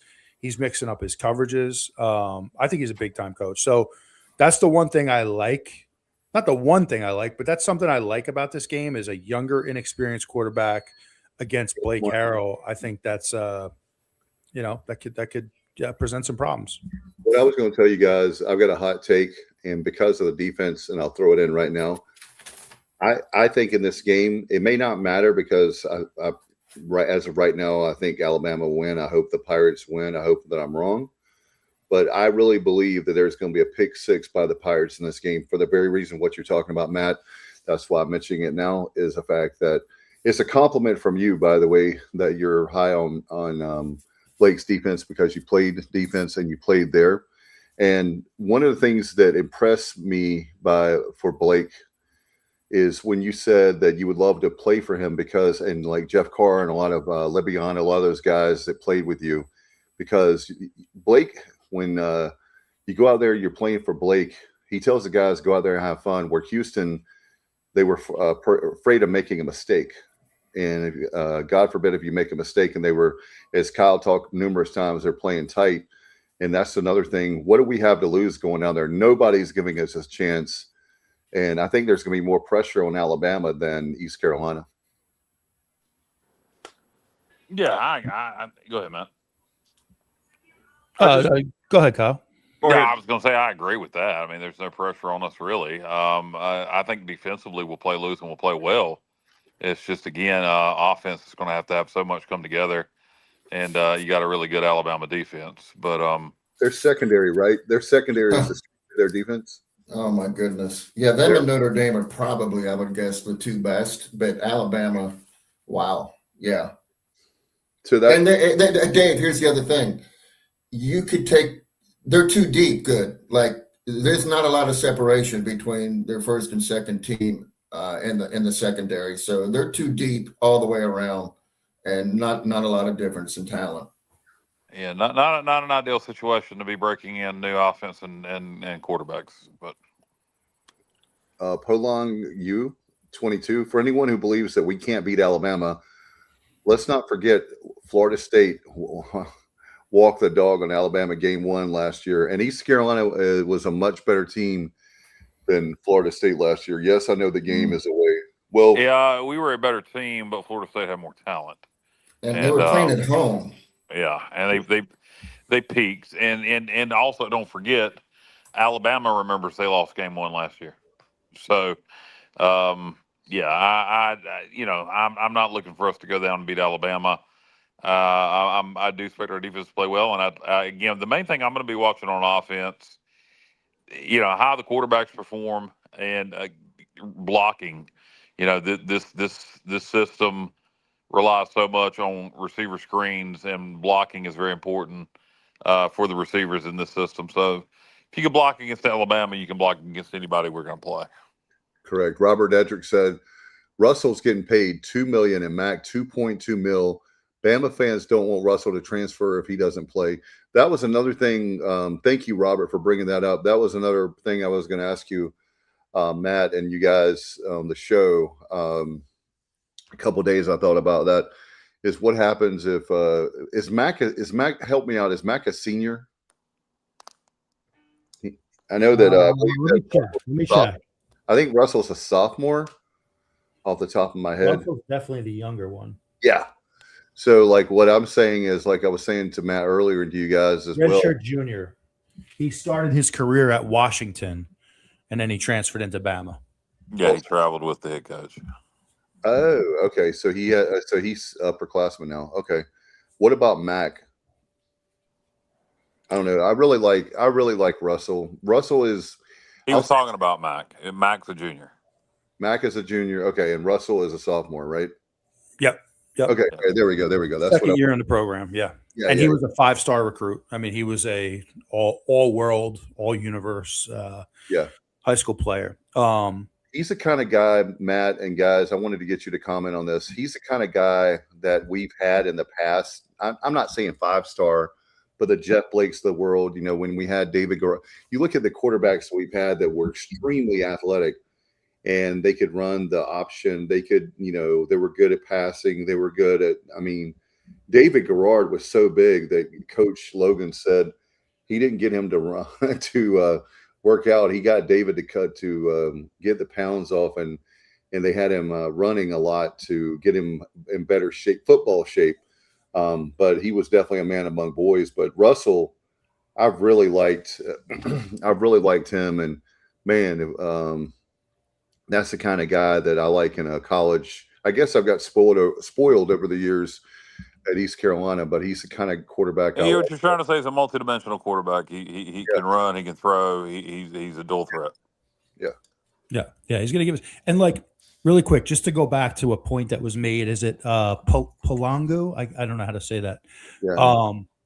But I think what the comment with what they're saying there is, what I take from that personally is like game one can be really tricky in college football. Yes. And Alabama did look really bad last year in game one versus Florida State. Florida State was not a good football team last year.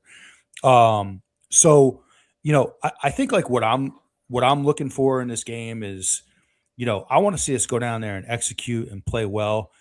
If we're able to jump out early, maybe, and take a lead and play good early, you kind of get people in the stadium saying, "Oh man, here we go again, week one." You put some pressure on a team like that. Look, I'm not predicting us to win this game. I hate to say things like that. It makes me sick to say it. Like, I don't think we're going to win this game, but I would really like to see us play competitive football and maybe put a little bit of scare into Alabama at some point in this game. I would feel pretty good about that.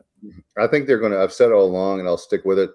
I don't believe in the point spread. I think it's way too high to take the points. But where I'm coming from is, I think it is going to be a competitive game. In the fourth quarter, I think they're going to pull away. I really do. And we'll be happy. We're not going to be happy we've lost the game. But if you have a competitive game, you'll know that we're going to have a very good season when you scare Alabama. Yeah, no doubt. If that happens, or, not even scare, but you just feel like we were competitive the whole game. Yeah. Even if the score gets out of hand, if you played a competitive football game or not, yeah, you'll feel good about the rest of the season. So, but we got to get off to a good start. I mean, we can't get down 21-0. We've got to get off to a go. We can't have a repeat of Michigan a few years ago. We got to get off. We just got to get off to a good start. Yeah, I agree. Guys, I don't know how much longer we're going to go, but I have to call my sister back. So I have been doing this for about an hour and 23 minutes now. So I'm going to bail. First time I said that to somebody, is it? What's that? Been doing this for an hour and 23 minutes. I said it to your mom. But anyway. Wow. That was kind of a compliment, too. Wow. Yeah, well, that's what you get, Alan, for complimenting me. No, I didn't. No, it wasn't. You said I've never said that to anyone. If you've been telling anybody you've been doing it for an hour and 23 minutes, I'm impressed. You said it was the first time I've said it to anyone. Well, that would still be impressive. I'm still impressive is impressive. Then you went my mama route. It wasn't a compliment at all. You said it was the first time I've ever said that to anyone. Anyway, I'm over it now. So you said your mom. Go mom. I don't want to hear about. Well, never mind. About Alan's mom? For an hour and 23 minute session, but it's okay. Well, all right. All right, guys. I mean, there are movies longer than I'm gonna get off. I'm that. gonna get off of here just like I just got off Alan's mom. And Oh. No. I'll keep them coming just like I do Alan's mom. Anyway, guys. y'all enjoy the rest of the show and go Pirates. Let me just say, look, Kyle. Let me just say one thing. Like, I remember when I first met Kyle, he was making jokes like this, and somebody said to me, and I won't mention their name. They said, "What do you think of Kyle, man? He's making jokes like that, a little inappropriate." And I said, "You know what? I think it's freaking great. I think it's funny as hell." You know, some people may not like it. That's all right. That's all right. Right? It brings them back. I was taught by somebody a long time ago that I admire, who's since passed away. If you don't have a sense of humor, you probably don't have any sense. And if anybody's offended by that, then they're just stupid. And I know Alan's not offended by it one bit. Well, Alan's mom might be offended. She might be. Yeah, my mother loves it. Well, that would be the exception to the rule, clearly. But well, Alan, if you're offended, I do apologize, but I doubt you are. I doubt you are. Oh no, I'm not offended at all. Okay. Son of a bitch.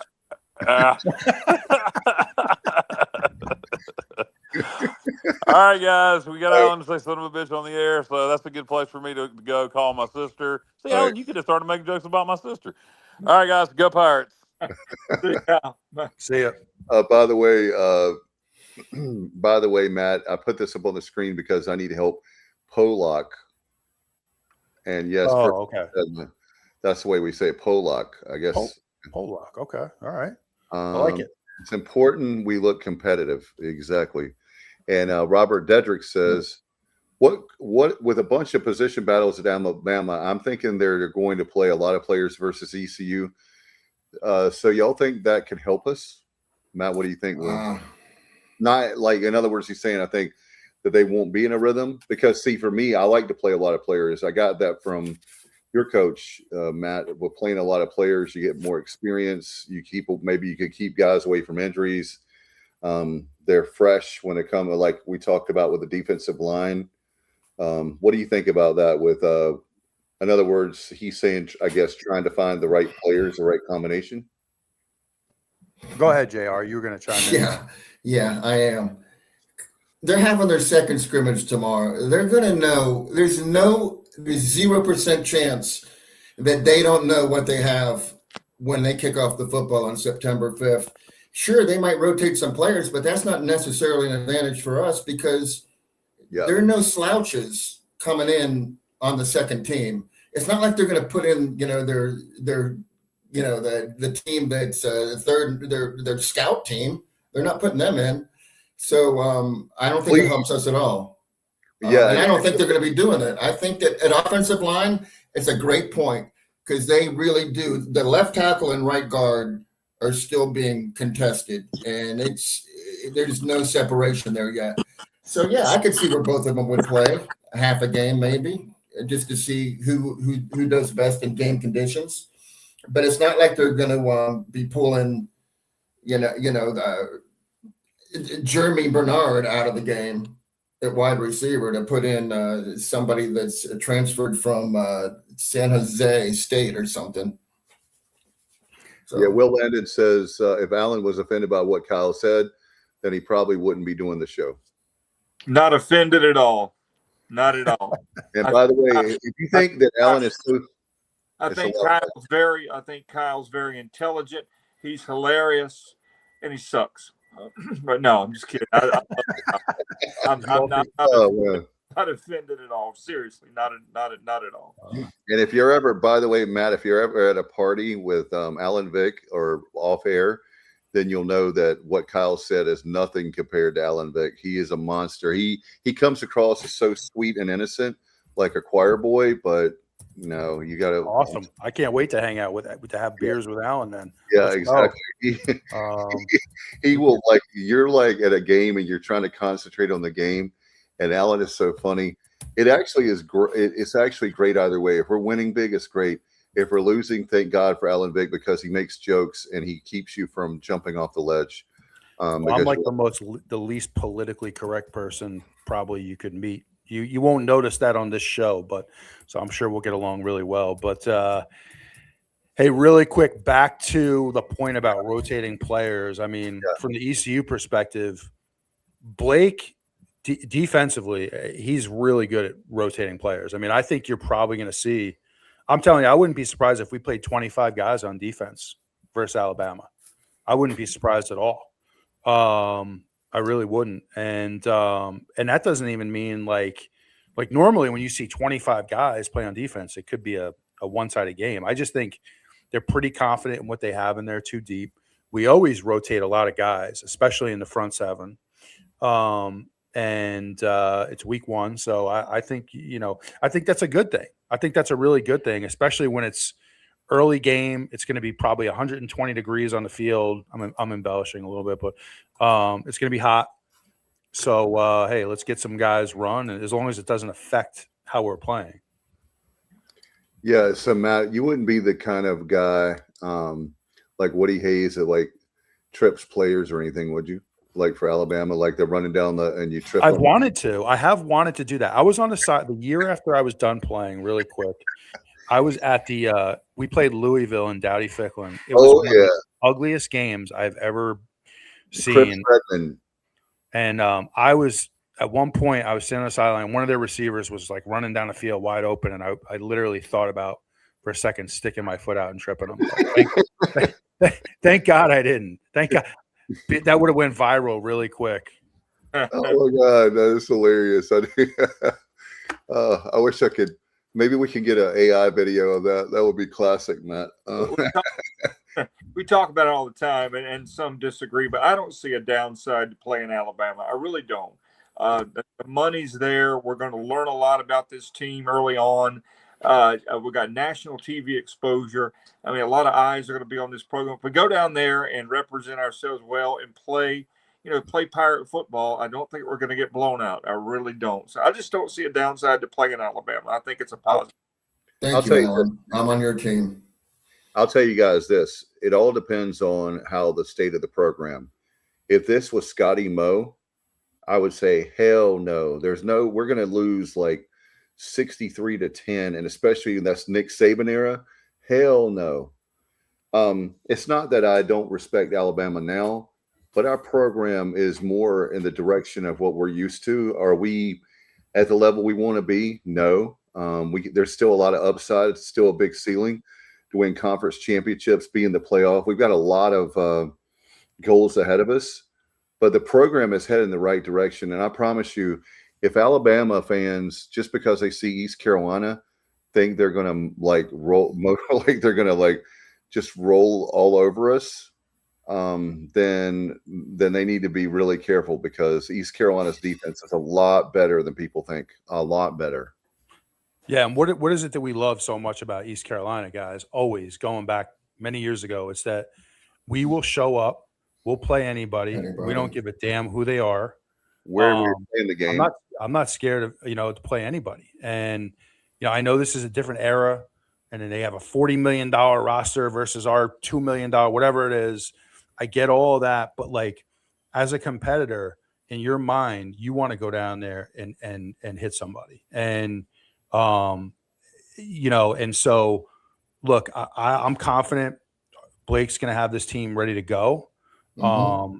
I think our players need to understand the legacy, like the new guys of East Carolina, like what we are, what we're all about. We're a program that was built on these kind of matchups, and exactly, you never back down from these type of matchups. And when somebody like, we're talking about how great Keelan Russell is, and that's awesome. But like from a player's perspective, guess what? I want to go knock him into the dirt. That's just from the competitive nature. We know how great of a player he is, but and so that's what I want to see from East Carolina. I want to see a prideful team go execute, and let's see what we can do. I'm guessing there's at least one or two, maybe three, maybe more of these transfers from the portal that came to East Carolina partly because they want to go play Alabama in week one. I do. I feel like it's it's a good selling point.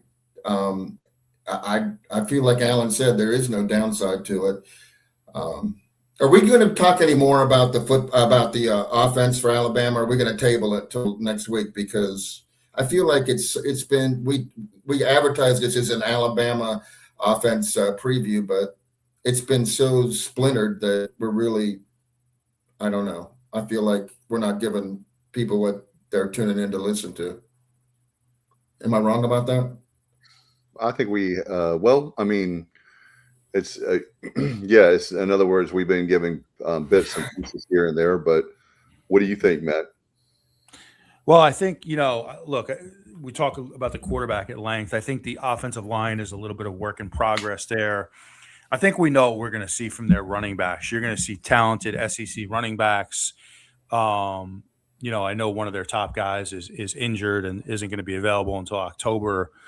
But you're going to see really physical, tough SEC running backs. You wouldn't expect anything else. And then at the skill positions, I think one of the names that jumps out, and JR, you tell me, but I think Ryan Coleman Williams is one of the guys.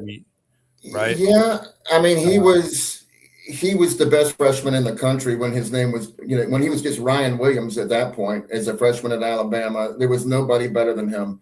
And then I don't know what happened his sophomore year. Jeremy Bernard took over as the alpha dog in the receiving corps, had a great season. Ryan was okay, still showed his athletic ability. But I feel like if we see the Ryan Williams, or I know it's Ryan Coleman Williams now, if we see the Ryan Coleman Williams that we saw as a freshman, and there's no reason to think that he can't, get that going again, he's one of the best receivers in the country. I mean, that's all there is to it. Yeah, no doubt about it. I mean, I think he's one to look for. I think, Noah Rogers is another one. He's hurt. I think, we played him at NC State twice, and we limited him in the bowl game, I think, to like 12 yards, and I think he had like 25 yards in the opening. Yeah, so he hasn't been really – we've been able to control him, but I think he's not going to be available for week one. He's dealing with some type of injury. They have a lot of injuries. Their 5-star running back. Yeah. He's Crowell. I don't know if he's going to be ready to play or not. But EJ Crowell is one of the top running backs in the entire nation, and he's a true freshman. He hasn't been able to practice much. He's not scrimmaging.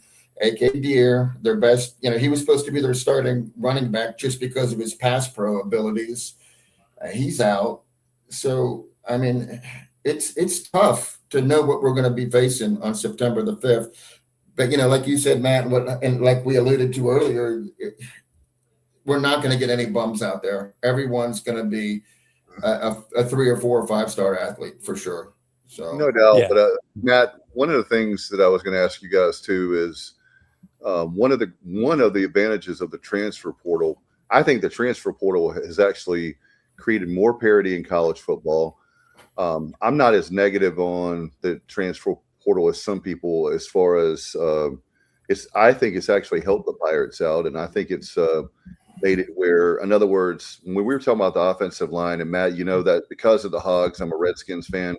That's why I love the offensive line so much. And I think when you look at the talent we have on offensive line is much better than we normally have. And I think that, in other words, these guys are seasoned. They have like the game experience. They have the reps versus we've had teams in your era, Matt, where, we lost a lot of seniors and all of a sudden you've got a lot of talented guys, but they didn't have the game reps. They didn't have the experience that these guys have. We have no room for injury, though. I'll say that. Go ahead, Matt. That's my biggest concern with the O-line. Like, I love what we're putting out there, but I'm just a little worried about depth. And but look, I do think somebody, in that second unit, you're going to see guys step up. I do think, you always see there's always somebody, that steps up. Like Bryce Weaver going into last year was not really viewed as a starting tackle. And now guess what? Yeah, he played really well last year. He showed up, and now he's the starting left tackle. So there's always going to be a guy or two that you don't expect, but we're going to need those guys. I mean, you're going to get banged up on the O-line. to say the least. But so we'll see what happens there. You know, I just think, like, looking at Alabama, Kalen DeBoer, you know, they haven't been quite as physical of a football team since he took over. And you're just so accustomed to seeing really physical Alabama teams. You think about all those great teams under Saban where they're just pounding the rock and great quarterback play. Haven't been quite as physical. And I guess that's my question, is that's unknown going into this game, is like, what will this Alabama team look like? Has he made the proper adjustments to get them back to where they feel they should be every year? Or is this going to be more of the same? And I do think if it's more of the same, I think if Alabama loses 4 games this year and doesn't compete for the SEC championship and make the playoff, I think, you know, he could be his tenure could be a little shorter than anticipated there, which is crazy to say because they were in the playoff last year. We forget that they were in the playoff last year. So I just, you know, you don't really know exactly what you're going to get, is my point. You know what, though, I want to add, Dave, before you expand on that, is that last season, Alabama in their last 3 games combined had a total of like 40-something yards rushing. For the last 3 games, they had -3 against Indiana. They've been struggling. Alabama, what is Alabama football? It's running the ball. It's Heisman Trophy running backs.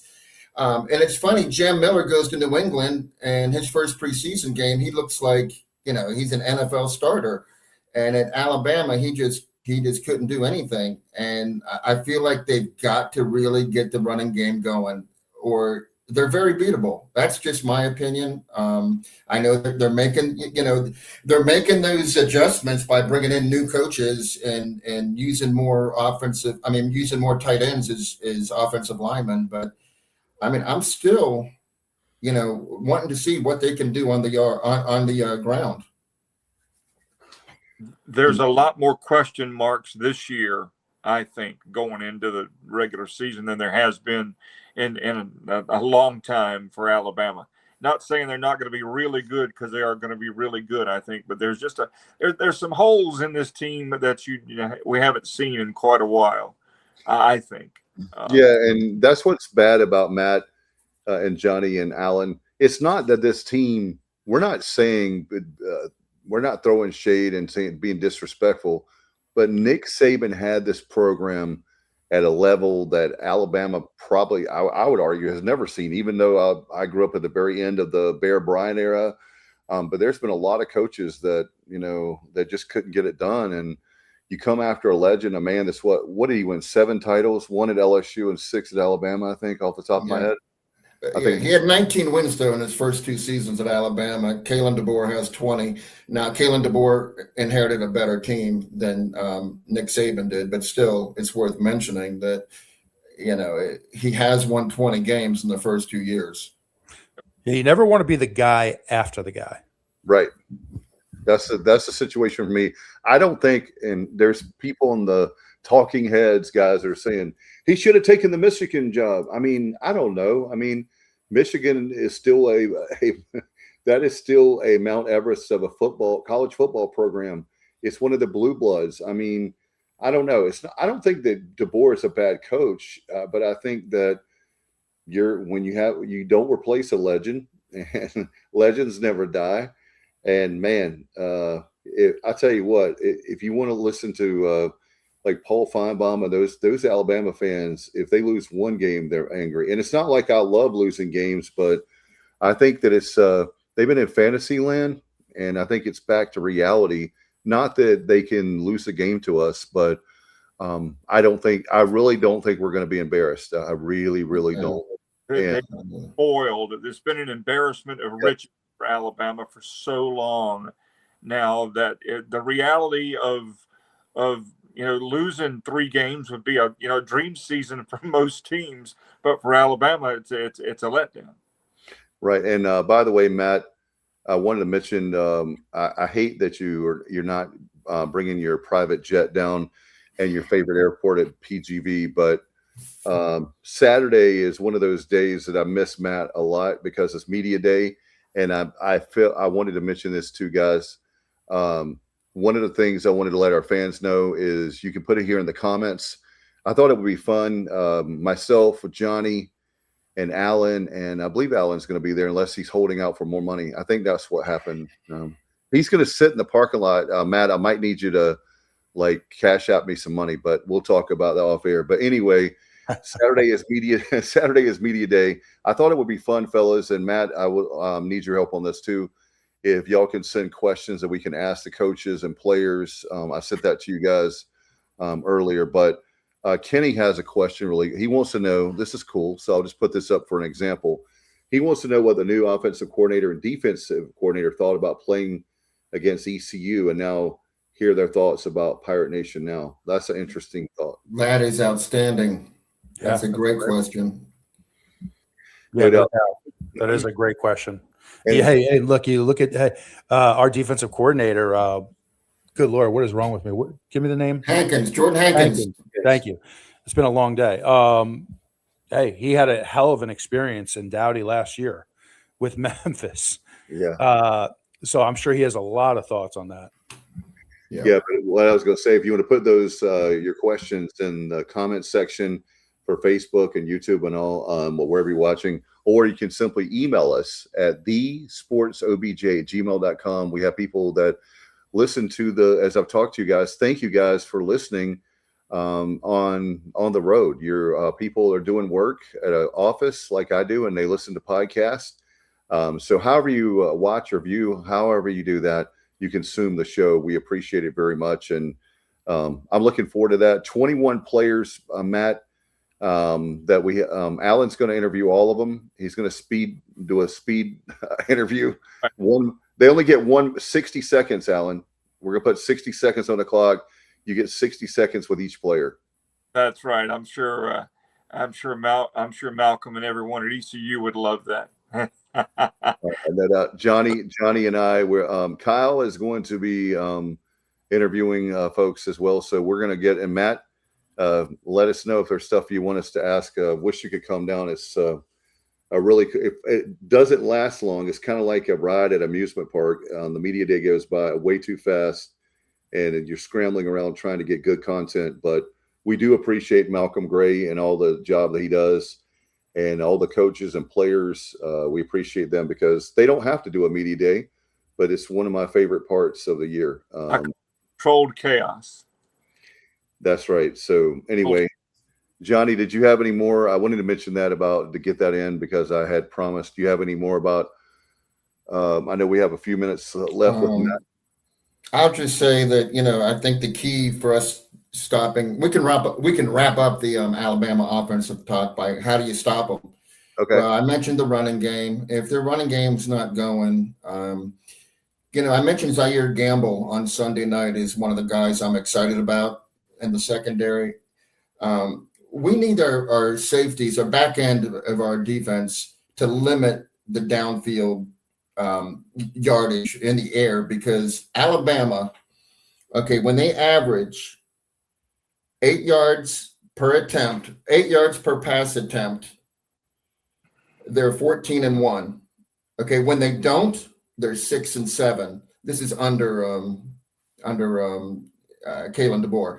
Now, conversely, ECU, when they limit the opponent to 7.5 yards or less, they're 8-0, and when they don't, they're 1-4. So there you go. It's limit the downfield yardage, and that's easier said than done, but hopefully we can get that accomplished.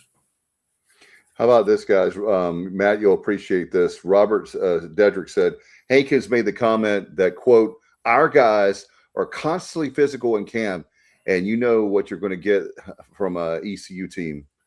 And that's something that we've talked about swagger with the Pirates from the 90s. We talk about why did they win. That weight room with Coach Jeff Connors, a friend of the show. We love Coach C. When he had all those wins against now P5 schools and quote unquote, that hot garbage, that term, I hate it.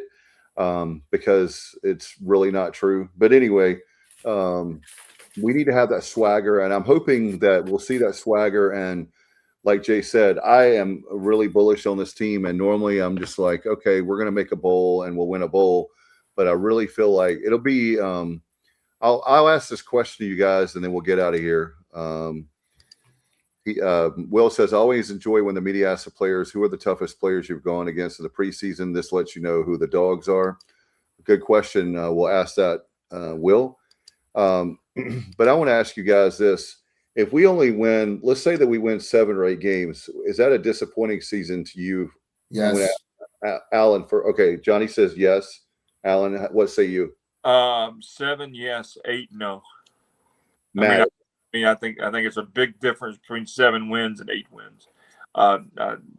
Anything less than 7, I would be shocked. What about you, Matt? If we have like 7, 8 wins, is that a disappointing season to you? For me, I said 9-3 is what I'm going with for this year. So to me, 7 or 8 wins is definitely a disappointment. Matt's thinking he's thinking. Yeah, he's thinking right now. Sorry, it's that mute button. My bad. Yeah, I'm kind of like Alan. I mean, 7 would be very disappointing. My prediction was 9. Yeah. I'm sticking with it. You need to play really good football to win 9 games, and you need to be consistent. But when you look at the schedule and when you look at what I think some of the pieces we brought in, if we can stay healthy, 9 is definitely doable. I agree. No doubt. I think isn't it funny how times change when Scotty Moe only won 9 games in 3 years, and we're talking about winning 9 games, which we have already, but I'm talking about in the regular season to have 9 games is really, really cool. And that lets you know that the former players like Matt Simmons are the ones that have put up with the crap that they have, watching it when it's sad that they don't have any more eligibility to go out there and kick some butt, because they definitely know, or at least be able to. Matt, I tell you what, I'll leave you with this, Matt. This is going to be my final thought, and we're going to wrap things up because I know Matt and I have to do homework. I started my my first week, and I'm doing great so far, guys. I haven't been kicked out of school yet. I'm not on double secret probation, but Matt, there's still time, Dave. There's still time. Yeah, you're right. Right. I got to keep my head down for sure. But with this team and where this program is going, and I feel like it's going to be a great year. For you, I know you said 9 wins, but you've watched a lot of bad football with the Pirates over the years. How does it feel now knowing that we've gone from, oh my gosh, we need to get a bowl game. One of these days we're going to get the bowl game, where now a bowl game is not the ceiling anymore. It's actually the floor. And I want to get your thoughts on that. And that's my final thought of the day, or question. It's awesome. And that's the way it should be in Greenville, because we have a lot to offer.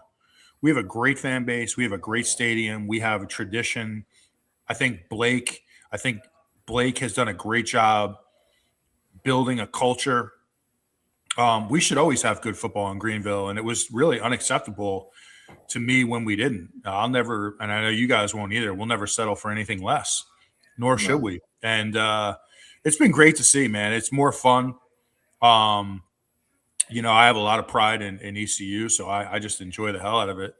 And I don't think that'll ever change. I'll be 85 someday in a rocking chair watching ECU football and yelling at the TV and cursing, throwing things. I'm jealous, and I hope one day that you will invite us up. Maybe it's an away game, but you invite us up and we can be by the pool at your bar watching the game. That's one of my bucket list items, by the way. Bring it. All right, Alan's driving.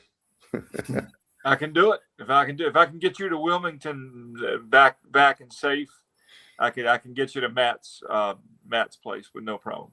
Yeah, Johnny Robertson has the record. Okay, Dave, we don't need to revisit that, do we? Man, I'll just say it like this, Johnny. I'll be gentle with you because it's late at night now. You have a lot of willpower. I would just say it like that. So yeah, always. All right, guys. You have Alan. Do you have a final thought, my friend? I'm just going to say, Dave, Johnny, before I let you go, you know my buddy Mike. Obviously, you met Mike. He has talked about you guys ad nauseum about how much he enjoyed going. Oh, we got to rerun it then. As you are, and I've tried to tell him, that don't let first appearances be deceiving. But I'm just kidding. Don't judge a book by its cover. but really, he's talked about it, and when he says it, he means it. So he really thinks the world of you. That was an awesome night. That really was most enjoyable. Yeah, and I appreciate everything you guys did that night for me and for Mike. It was a lot of fun. Hopefully, we can do it again sometime.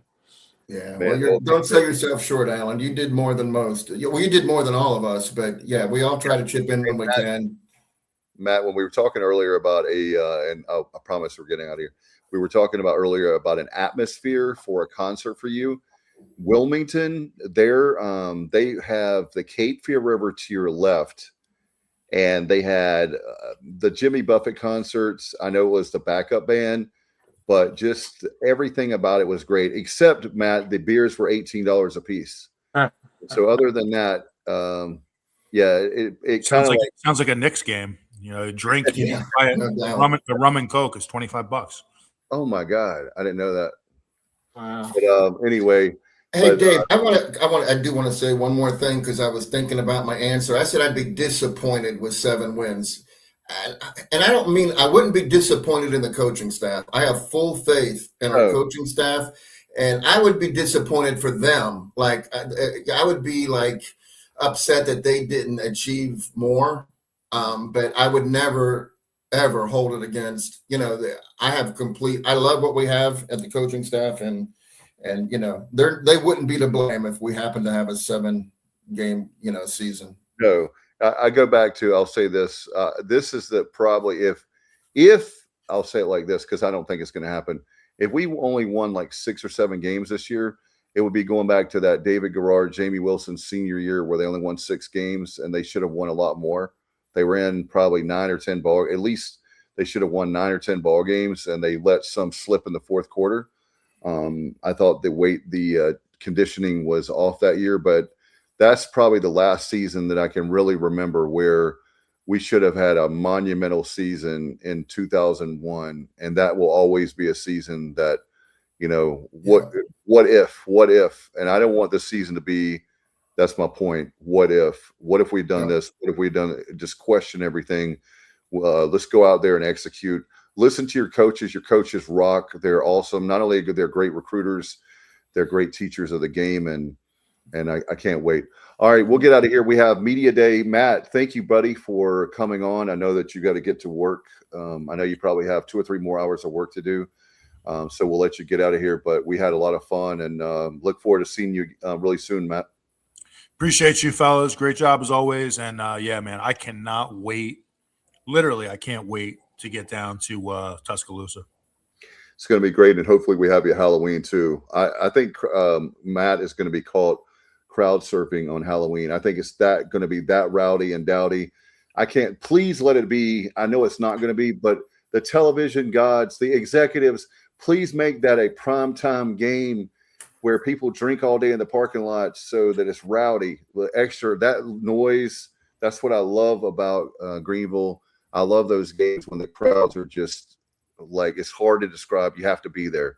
So for Johnny, Alan, Kyle, and Matt, and thank you, Jay Sonnhalter. He texted me. I appreciate your brother for coming on. We'll be back on Sunday. We'll be talking about the media day and have a lot of interviews. And I think maybe Johnny, Alan has deferred. I think Johnny's going to be doing all the interviews now. We'll see. But you'll have to just watch and listen to find out who did all the interviews. How about that? All right, we'll get out of here. Have a great time, everybody. And as always, go Pirates.